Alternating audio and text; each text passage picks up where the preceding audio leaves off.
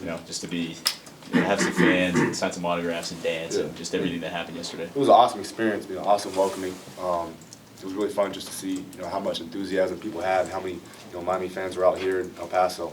It was just awesome. Just good for all the guys to see that. You guys have had a lot of, you know, challenges this season. Whenever you get to a place like this or a point like this, I mean, I know you still have a game to play, but I don't know, do you feel a little bit of a sense of relief of getting to this point? Yeah, but you know, obviously, you've gotten to a good bowl game, a good Tier 1 bowl game, and you know, there is a sense of relief. But at the same time, we can't just let up now. Just because it's bowl week, we still have to stay focused because, you know, there's a lot of, you know, festivities going on, you know, welcoming, all this stuff. At the same time, you know, we're going to win a football game. Brad, I asked the other people about the weather forecast being, you know, low 40s, 80% chance of rain. You've played a lot in the rain, but that's very cold. How does that affect the ball for a quarterback and you know, what you have to do? Yeah, I mean, you know, I grew up in California. I mean, around this time of year, playoffs in high school for me were cold like this. So, I mean, I'm kind of, you know, I was used to it in high school. I was throwing today, felt pretty good. So, I don't think it should have too much of an impact on, you know, either side of the ball. So we'll see. The rain. I mean, the rain. I mean, I'm used to that in Florida. The cold, I'm used to it in LA this time of year. So we'll see. Brad, I guess for you, just talk about the offense this year. What are you being most happy with as the season progressed? I say just the growth and maturity of a lot of guys. There's a lot of guys grew up this year. A lot of guys just got better as the year went on. The O-line really matured a lot.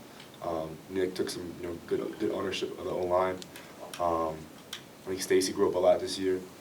And then Herb and Rashawn also did. And I think Joe also, like we talked about earlier, just really took on more of a leadership role.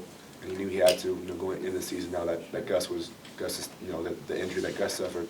You know, Joe just took more of a leadership role and really helped the offense a lot. How do you feel about your growth as a player this year after last year?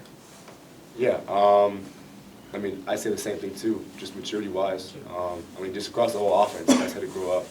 There's a lot of you know, young guys who started and played a lot of games this year. So that was just huge for all of us, I think, and that's what got us through, you know, tough times.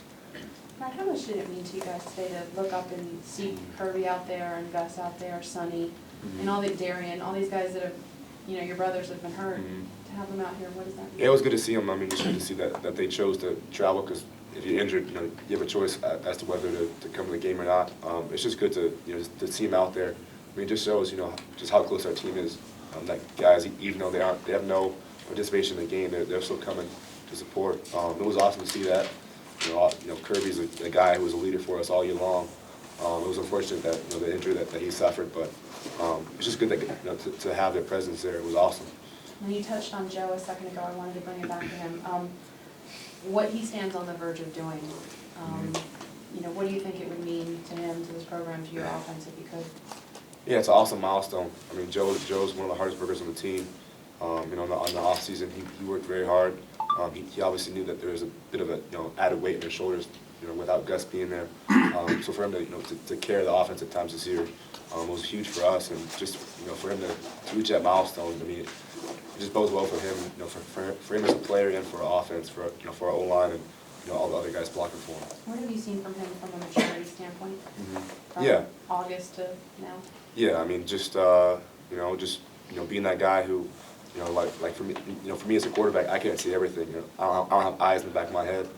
So at times, I mean, he can, you know, really, I guess, hold guys accountable a lot, and he's done a good job of that, you know, throughout the offense and, you know, just, you know, during games and, you know, in practice weeks too. Brian, can you just give me a little bit of background how you ended up at Miami from Los Angeles? Yeah, you know, growing up, I was a USC fan.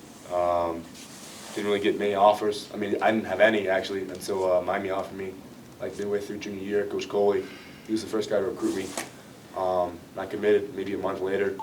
I didn't really, I mean, get too many other looks from other schools until, you know, way later in the process. And by then, you know, all my trust was in Coach Golden and Coach Coley at that time. I just felt like it was the right place to go.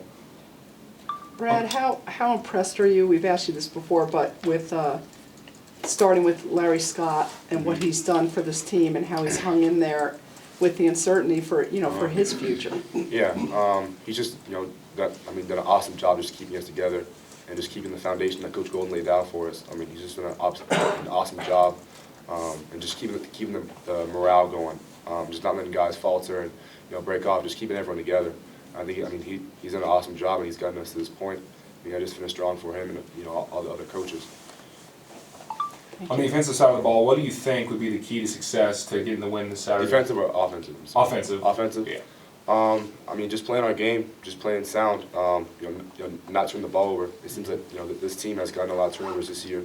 So just stringing together, good long drives and, just playing, technique-wise, just playing sound football. When you're going up against an offense like Washington State, do you guys feel like you need to score on every possession that you have?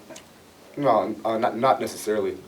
Just play, like I said, smart football. Don't make stupid mistakes. Obviously, our plan is to score every time we touch the field. I'm never touching the field, thinking about maybe I'll just stall out this drive. I'm always aiming to score. So at the same time, it's just playing smart. So. How important would a win Last be question, for this guys. program on Saturday at the Sun Bowl to finish that long drought of no bowl wins? Yeah, it'd be huge for this program. Just for Miami in general. It just looks bad on our part if you haven't won a bowl game in the last 10 years. So we gotta change that. We gotta make it happen. So that's a plan. We'll see you this Saturday. Thanks, Brent. Thank you. Thank you.